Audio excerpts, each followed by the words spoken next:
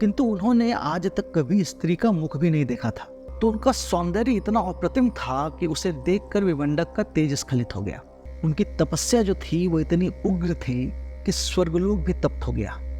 उन्होंने ऐसा सौंदर्य और कोमल शरीर कभी देखा ही नहीं था कि उन्हें स्त्री के नाम से भी घृणा होने लगी। अब स्त्री का संपर्क प्राप्त कर चुके ऋषिशृंग को उनके बिना कुछ अच्छा नहीं लग रहा था। नमस्कार मित्रों, मैं नीलाभ एक बार फिर से धर्म संसार पर आप सभी का स्वागत करता हूँ। आज की जो कथा है वो है महर्षि ऋष्यशृंग के बारे में। ये सीधे सीधे रामायण और भगवान श्री राम से जुड़े हैं, क्योंकि इनका विवाह श्री राम की बड़ी बहन शांता के साथ हुआ था। बहुत कम लोगों को ये पता होगा कि महाराज दशरथ और रानी कौशल्या की जो सबसे बड़ी पुत्री थी वो शांता थी, जिन्हें महाराज दशरथ ने अपने चचेरे भाई रोमपाद को दे दिया था। तो रोमपाद शांता के दत्तक पिता बन गए।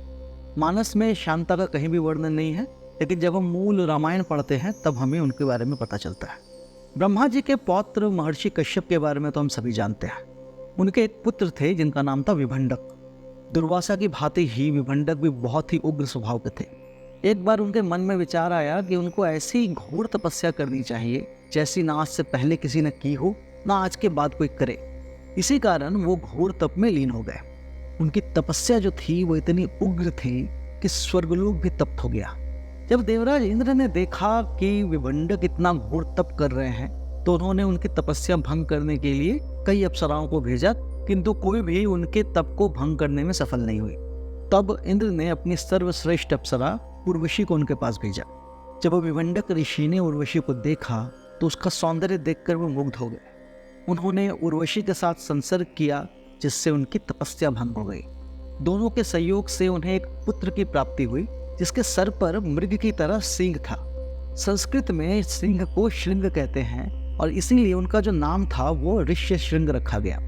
इस विषय में हमको एक और कथा मिलती है कि जब उर्वशी विभंडक के पास आई तो उनका सौंदर्य इतना अप्रतिम था कि उसे देखकर विभंडक का तेज स्खलित हो गया।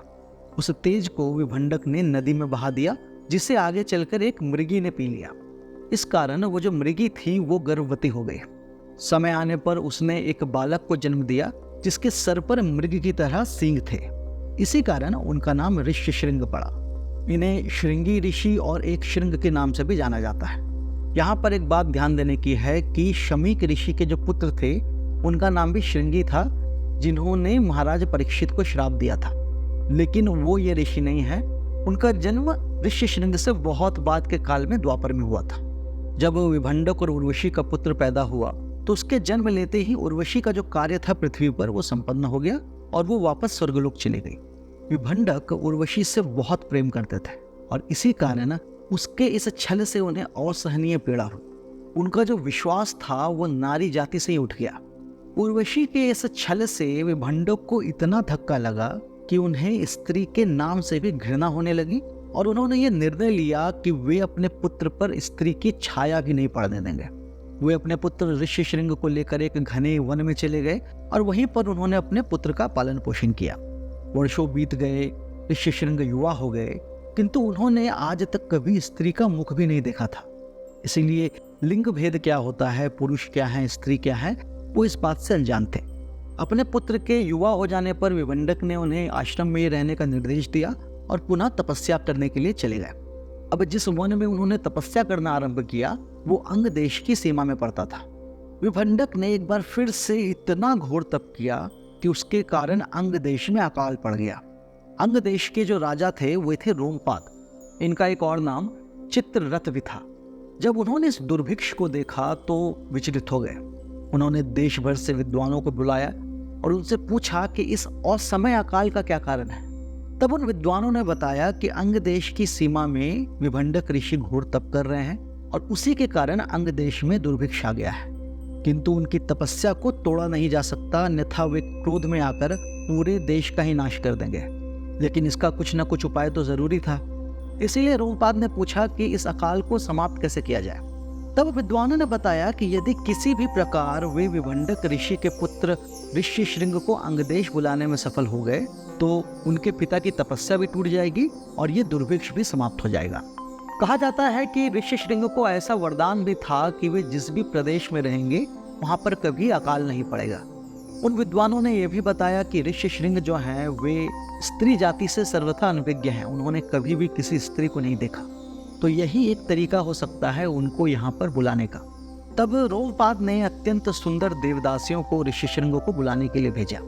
विभंडक तो तप में व्यस्त थे, उनके पीछे वे सभी ऋषि श्रृंग के आश्रम में गई। जब ऋषि श्रृंग ने उन सुंदर स्त्रियों को देखा तो आश्चर्यचकित रह गए। उन्होंने ऐसा सौंदर्य और कोमल शरीर कभी देखा ही नहीं था। उन देवदासियों ने तरह तरह से ऋषि श्रृंग को रिझाना शुरू किया और उन स्त्रियों के स्पर्श को पाकर ऋषि श्रृंग को बहुत आनंद प्राप्त हुआ।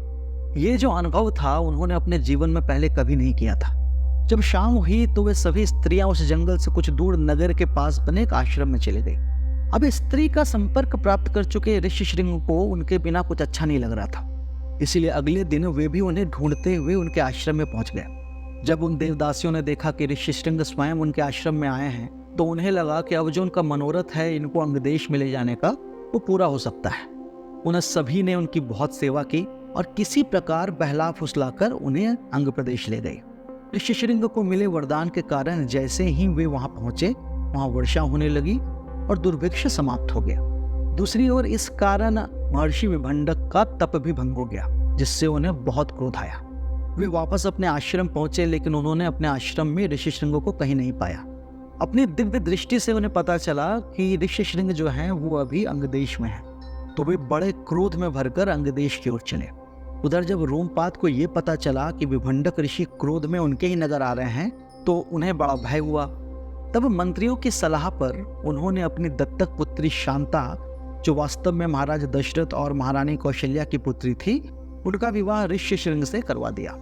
जब विभंडक ऋषि वहां पहुंचे तो वहां द्वार पर शांता ने अपने ससुर का स्वागत किया।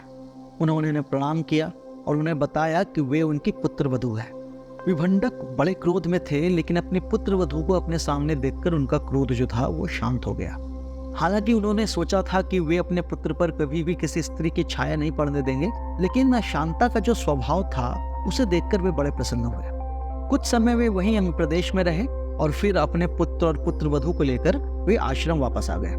महाराज रोमपाद ने यह संदेश महाराज दशरथ तक पहुंचाया था कि उनकी पुत्री का विवाह हो गया है। जब उन्हें यह पता चला तो महाराज और महारानी बड़े प्रसन्न हुए, लेकिन महाराज दशरथ किसी पुत्र के ना होने के कारण बड़े दुखी भी रहते थे।